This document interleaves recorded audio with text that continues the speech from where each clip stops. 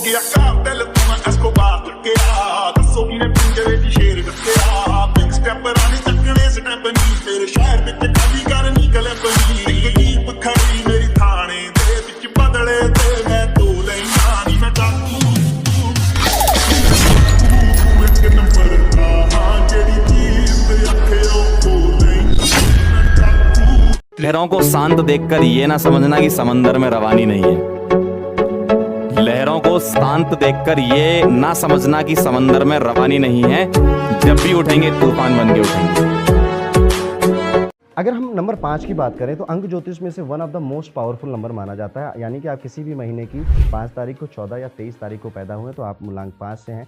एक चीज़ इनके अंदर जो होती है, कंट्रोल नहीं कर पाते अपनी ईटिंग हैबिट्स का। जिस दिन मूलांक 5 अपनी ईटिंग हैबिट्स का कंट्रोल करता है उस दिन वो विराट कोहली बन जाता है। नहीं करता है तो राकेश झुनझुनवाला की तरह उसको ये लगता है कि यार ज़िंदगी में हर जगह इन्वेस्ट किया पर अपनी हेल्थ पे इन्वेस्ट नहीं किया। ये दो तरह के लोग हैं। मूलांक 5 की मैं क्या ही बात करूँ, ये बैलेंसर है, ये मरकुरी है। इससे ज़्यादा तेज़ दिमाग किसी का हो नहीं सकता क्योंकि मरकुरी हमेशा फास्टेस्ट मूविंग प्लैनेट है। ऐसे व्यक्ति हैं कि सब कुछ दुनिया में अच्छा चल रहा होगा फिर भी कहेंगे मुझे उंगली करनी है और मुझे चेंज करना है। ऐसे व्यक्ति हैं अगर ठान लेंगे तो रात दिन एक हो जाती, भूख प्यास भूल जाते हैं। प्रेमी इतने बड़े होते हैं कि प्रेम करने पर उतर आए तो इनसे बड़ा प्रेमी कोई नहीं। पैसा कमाना बखूबी जानते हैं, ये रेत से भी तेल निकाल दें, लेकिन उस पैसे को अपने ऊपर खर्च करना ये लोग नहीं जानते हैं। हौली हौली मेहनतां दा नाम हुंदा आ, पहला पहला हर बंदा आम हुंदा आ। दुनियादारी चों जो तराश बनदे, अपने ते रख विश्वास बनदे, होए आम जेहे मुंडे भी ने खास बनदे। आम जेहे आपके मोबाइल फोन का पूरा डाटा कहीं लीक तो नहीं हुआ है? आप चेक कर सकते हो केवल 2 सेकंड में। चेक कैसे करना है वो बताऊंगा, लेकिन उसके पहले एक न्यूज जान लो कि 50 करोड़ लोगों का डाटा डार्क वेब पर लीक हो चुका है। डार्क वेब बोले तो एक ऐसी जगह जहां पर सारे बुरे काम होते हैं। आपका डाटा लीक हुआ है या नहीं ये चेक करने के लिए आपको गूगल पर जाना है और लिखना है cyber news data leak checker. फिर इस वेबसाइट को ओपन करना है और अपना ईमेल आईडी डालना है। उसके बाद सबमिट का बटन दबाना है। फिर आपको एक मैसेज आएगा यू आर सेफ। इसका मतलब आप पूरी तरह से सुरक्षित है। नहीं तो मैसेज आएगा your data has been leaked. इसका मतलब है आपका डाटा पूरी तरह से लीक हो चुका है। अब जाहिर सी बात है आपको सारे के सारे पासवर्ड चेंज कर लेने चाहिए। 90% लोग इस आंख और दिमाग के टेस्ट में फेल हो चुके हैं। आप भी पता करो आपकी आंखें और दिमाग कितना स्वस्थ है। ऊपर आपको 3 बॉल्स नजर आ रही होगी, उसमें से एक रेड बॉल है। आपको उसी रेड बॉल पर फोकस बनाए रखना है। अब आप देख रहे होंगे धीरे धीरे इन बॉल्स का कलर चेंज हो रहा है, लेकिन आपको उसी बॉल पे फोकस रखना है। फोकस रखते रहना है, रखते रहना है। अब जैसे ही आपका फोकस टूटता है उसमें नीचे आपको 4 बॉक्स चलते हुए दिखाई देंगे। अगर आपने पहले बॉक्स को भी पार नहीं कर पाए तो समझ लेना आपका कंसंट्रेशन पावर बहुत वीक है। लेकिन अगर आपने दूसरे बॉक्स को पार कर दिया तब आपका कंसंट्रेशन पावर ठीक है, एवरेज है।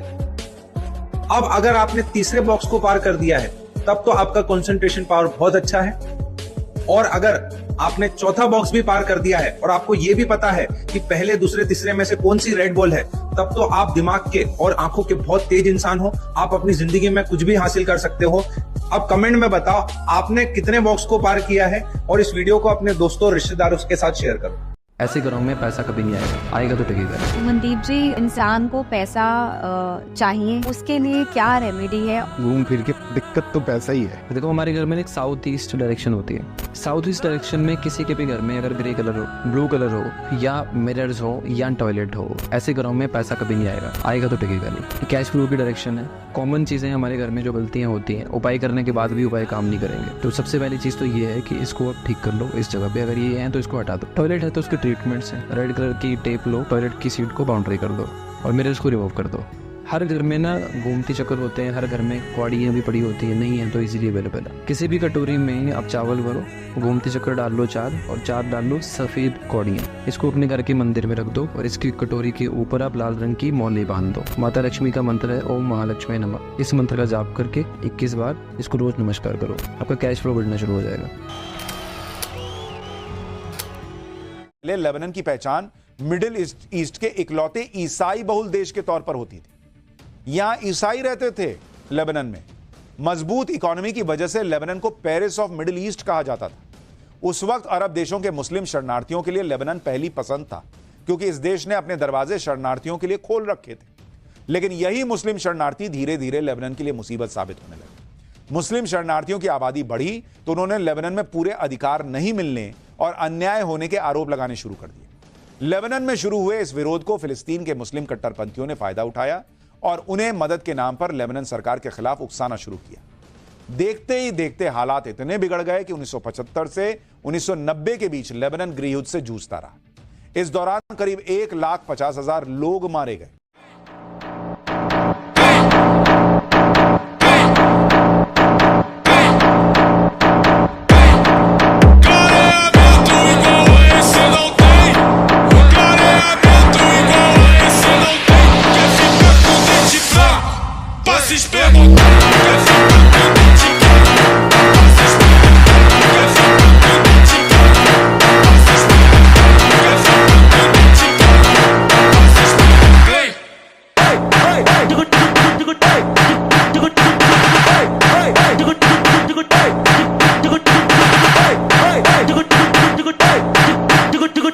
Índio come xota, índio come cu, índio come xota, índio come IAS पढ़ाने वाला आईएएस नहीं होता, टीचर होता है, लेकिन वो कई आईएएस बना देता है। क्यों? क्योंकि वो खुद उस पेपर में फेल हुआ होता है, इसलिए टीचिंग करने लग जाता है। इसका क्या मतलब? अगर वो पास हो जाता तो देश को एक आईएएस मिलता, लेकिन उसने हार नहीं मानी। बोला क्या हुआ, मैं आईएएस नहीं बना तो सकता हूँ ना। उसने कई आईएएस तैयार कर दिए। मतलब अगर जीत गए तो किंग बनोगे, और अगर हार भी गए तो किंग मेकर बनोगे साहब। यदि सफलता पानी तो रात दिन परिश्रम करना होगा। बिना परिश्रम के तो देवों को भी अमृत नहीं मिलता। इसलिए परिश्रम कीजिए, आज नहीं तो कल सफलता अवश्य मिलेगी। बहुत नसीब वाले हैं जिनके माँ बाप डांटने वाले मिलते हैं, वरना पड़ोस को क्या पता है, बनो बिगड़ो भाड़ में जाओ यहाँ पर। तो जो डांट, विश्वास और कॉन्फिडेंस, जब ये दो तुम्हारे साथ हो ना, तो रास्तों को देखने की जरूरत नहीं पड़ती।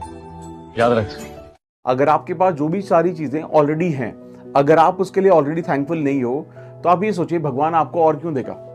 जब तक आपके पास जो ऑलरेडी है आप उसके लिए दिल से थैंक यू महसूस करना शुरू नहीं करते, तब तक आगे मत बढ़ो।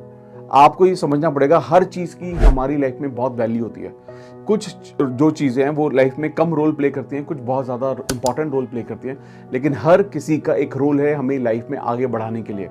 तो आप ऑलरेडी जो चीजें हैं उन सब के लिए थैंकफुल होना शुरू करो, ग्रैटिट्यूड नोट लिखना शुरू करो, मैजिक की 28 डेज मैजिक की प्रैक्टिस करना शुरू करो, ताकि आपको ये समझ में आए कि वो सारी की सारी चीजें मेरी जिंदगी में कितनी ज्यादा इंपॉर्टेंट है, और वो ग्रैटिट्यूड अंदर से महसूस होना शुरू हो, तभी जाकर आप लाइफ में अबंडेंस को अचीव कर सकते हैं। आपके पास ड्राइविंग लाइसेंस नहीं है तो टेंशन मत लो, सिर्फ 30 मिनट के अंदर आपका ड्राइविंग लाइसेंस बनवा दूंगा। अब ड्राइविंग लाइसेंस के लिए आपको आरटीओ के चक्कर काटने की जरूरत नहीं है और किसी को भी 1 रुपया फालतू देने की जरूरत नहीं है। इसके लिए सबसे पहले गूगल पर जाकर परिवहन सेवा सर्च करना और फिर यहाँ ड्राइविंग एंड लर्नर्स लाइसेंस पे क्लिक करना और उसके बाद फिर यहाँ पर अपना स्टेट सिलेक्ट कर लेना। उसके बाद अपना आधार नंबर और OTP डाल देना और उसके बाद यहाँ पर ऑनलाइन एग्जाम दो और आधे घंटे के अंदर आपका लर्निंग लाइसेंस बनके तैयार हो जाएगा। और ये वीडियो अपने उन सभी दोस्तों को शेयर कर दो जिनके पास ड्राइविंग लाइसेंस नहीं है। और लर्निंग लाइसेंस के बाद मेन लाइसेंस कैसे बनवाए बिना कोई एक्स्ट्रा पैसे दिए, बिना फालतू चक्कर काटे, तो मेरे पेज को फॉलो कर लो। अगली रील में आपको पूरा प्रोसेस बताऊंगा। देखिए खेल किसका है पता है? खेल इसका नहीं है कि आपको सफलता चाहिए, खेल इसका है कि सफलता कब चाहिए। खेल इसका नहीं कि आपको मर्सिडीज चाहिए, खेल इसका है मर्सिडीज कब चाहिए। खेल इसका नहीं मेरे को 5 लाख महीने का चाहिए, मेरे को 5 लाख महीने का कब चाहिए। खेल इसका है साहब, सवाल इसका है ही नहीं कि मेरे को अमीर बनना है, मेरे को प्रसिद्ध होना है, मेरे को साम्राज्य बनाना। सवाल इसका है मेरे को कब करना है ये सब कुछ। और जिस इंसान के पास लंबा टाइम है साहब, वो लंबा आराम करेगा। आराम वो छोड़ता है साहब जिसके पास ज्यादा वक्त नहीं है, जिसको लगता है कि साहब 12 महीने में वो कर रहा है जो 12 साल में मैंने नहीं किया, 12 महीने में वो कर रहा है, राइट। तब जाके वो आराम छोड़ता है। शामुंडिक शास्त्र है आपकी बॉडी से आपका नेचर, आपका फ्यूचर सब पता करना, ये शामुंडिक शास्त्र है। और शामुंडिक शास्त्र का पार्ट है हस्तरेखा विज्ञान, मतलब पामिस्ट्री। मैं आपको ये बताता हूँ, हर एक चीज का पामिस्ट्री में लॉजिक है, हर एक चीज का। पामिस्ट्री में क्या है, आप है ना एक काम कीजिए, एक मैं सब लोगों को एक चैलेंज देता हूँ, अपने हाथ की एक फोटो क्लिक कर लीजिए अभी, ठीक है, दोनों हाथों की। उस जो फोटो को लगभग 2-4 साल बाद में दोबारा देखना और अपने हाथ को कंपेयर करना उस फोटो से, आपकी बहुत सारी रेखाएं बदली हुई मिलेगी। आप अपनी किस्मत को चेंज कर सकते हो। मेरी एक बुक अगले साल आ रही है, नो डाउट मैं आपको बताऊंगा, लेकिन उस बुक में मैंने एक रिसर्च की है, बड़ी इंटरेस्टिंग रिसर्च है, उसके बारे में बताऊंगा। मैंने एक व्यक्ति का हाथ देखा, 18-19 साल के आसपास का था। उस टाइम मैं पामिस्ट्री में नया नया ही था, मतलब मेरे परदादा जी से मैंने पामिस्ट्री सीखी थी। मैंने उसका हाथ देखा तो उसके हाथ में जो माइंड लाइन है ये क्या छोटी थी, बहुत छोटी थी। और वो काम बताऊं क्या करता था, वो 18 साल की उम्र में बेचारा दहाड़ी मजदूर था और उसके घर की कंडीशन के कारण वो इतना पढ़ नहीं पाया और बाद में थोड़े नशे में भी लग गया, उसके कारण उसका पढ़ने का मन नहीं किया। एक मुलाकात हुई, उससे बोला यार पंडित जी मेरा हाथ देखो। तो मैंने उसका हाथ देख के एक चीज कही, मैंने कहा यार तू पढ़, पढ़ाई का गजब योग है तेरा। और उसकी मैंने उस टाइम एक हाथ की फोटो ले ली, मेरे पास प्रूफ है इस चीज का। वो व्यक्ति मुझे 5 साल बाद में मिला और वो अपनी पोस्ट ग्रेजुएशन कर रहा था और side by side railway D group में वो नौकरी भी लग गया था और पीजी भी कर रहा था। उसकी माइंड लाइन आप मानोगे नहीं, यहाँ से यहाँ बढ़ी हुई थी। मतलब उसने अपना दिमाग का यूज ज्यादा किया और दिमाग का यूज ज्यादा किया तो दिमाग की रेखा बढ़ी। दिल का यूज ज्यादा करोगे कि दिल की रेखा बढ़ेगी। कोई भी ईश्वर की हम भक्ति करते हैं तो वो जो ईश्वर है अपने ईश्वर से मिलाता है। मतलब ये बात कितनी इंटरेस्टिंग है कि भाई हम जिस भगवान की पूजा कर रहे हैं वो भगवान अपने भगवान से आपको मिलाता है और उनसे कनेक्ट करवाता है। तो जैसा कि आपके मोहनदास जी भगवान थे, जो आपके मामा जी थे 4-5 पीढ़ी पहले, उन्होंने हनुमान जी की तपस्या की सालासर में, जो राम नाम का जप करते थे। तो उन्होंने हनुमान जी को पाया और हनुमान जी ने उनको भगवान रामचंद्र और कृष्ण और सीता माँ से मिलाया। बहुत इंटरेस्टिंग बात बताई, दैट्स ट्रू इंटरेस्टिंग, बहुत गजब चीज बताई। एक चीज हमेशा ध्यान रखना, जब भी शनि का चक्र 1 नंबर से मेष राशि से स्टार्ट होता है तो कुछ नया स्टार्ट होता है, कुछ नया दौर स्टार्ट होता है। अभी शनि मीन राशि में, मतलब मान लो 12th नंबर में, इस नंबर को कंप्लीट करने में शनि को 2.5 साल लगेंगे। मतलब 24 चल रहा है, 24, 25 और 26 के मिड तक। और ये मेरी गारंटी आपके पॉडकास्ट में बैठ के मैं लिख के दे रहा हूँ, 2027 से देख लेना, एक नया दौर, एक नया एरा स्टार्ट हो जाएगा। नई टेक्नोलॉजी ऐसी आएगी जिस पे हम बैठ के जो अभी हम सोच रहे हैं ना, उस टेक्नोलॉजी को हम यूज भी करते रहेंगे 2027 से। ये मेरी श्योरिटी है। अगर हमारी सारी अंगुलियां ऐसे करें और सारी अंगुलियां मिडिल फिंगर की तरफ झुक रही हो तो वो व्यक्ति सैटर्नियन होता है, मतलब शनि प्रधान इंसान। ऐसा इंसान अगर 10 लोगों को भी बीच में बैठा है तो वो एक अलग ही दुनिया में रहेगा, मतलब उसका दिमाग एक अलग ही जगह चलेगा। समझ गए? आप इनसे बात कर रहे हो, ठीक है, तो आपके दिमाग में अलग ही चल रहा है। आप इनसे बात जरूर कर रहे हो लेकिन आप दूसरे दिमाग से कुछ अलग सोच, कुछ और सोच रहे हो, कुछ अंदाजा लगा रहा है। समझ गए? दूसरी बात, वो व्यक्ति कैरियर ओरिएंटेड रहेगा, मतलब उसके पास में पैसा यूं आएगा। समझ गए? वो व्यक्ति के इनकम सोर्सेज ज्यादा रहेंगे। समझ गए? आप एक जगह से पैसा नहीं कमाओगे, आप मल्टीपल जगह से पैसा कमाओगे। आपके पास पैसा बरसेगा, आएगा नहीं अगर आप सैटर्नियन हो। आपके हाथ में कुछ बड़ी इंटरेस्टिंग चीजें बता रहा हूँ, ध्यान से देखना। आपकी लाइफ लाइन है ना, ये वाली, अगर लाइफ लाइन के पीछे कोई किसी की लाइन होती है ना, लाइफ लाइन के पीछे कोई ऐसी लाइन है जो लाइफ लाइन के ऐसे पैरेलल चल रही है, बराबर चल रही है, ठीक है। ये जो लाइन होती है ना, लाइफ लाइन के जो पीछे जो लाइन होती है, इसे हम कहते हैं मंगल रेखा, एंजल लाइन, सपोर्ट लाइन, भगवान की रेखा। ये लाइन जिसके हाथ में होगी ना, मैं बोलता हूँ कि भगवान उसको समय समय पर सपोर्ट करेगा, मतलब भगवान उसके पीछे खड़ा रहेगा। मरते मरते बच जाएगा। समझ गए? मरते मरते बच जाएगा, डूबते डूबते बच जाएगा, जिसके हाथ में ये रेखा होगी लाइफ लाइन के पीछे। मतलब भगवान उसको हमेशा सपोर्ट करेंगे, जितना भी नीचे गया भगवान उसको वापस उठा। लहरों को शांत देखकर ये ना समझना कि समंदर में रवानी नहीं है। लहरों को शांत देखकर ये ना समझना कि समंदर में रवानी नहीं है। जब भी उठेंगे तूफान बन के उठेंगे।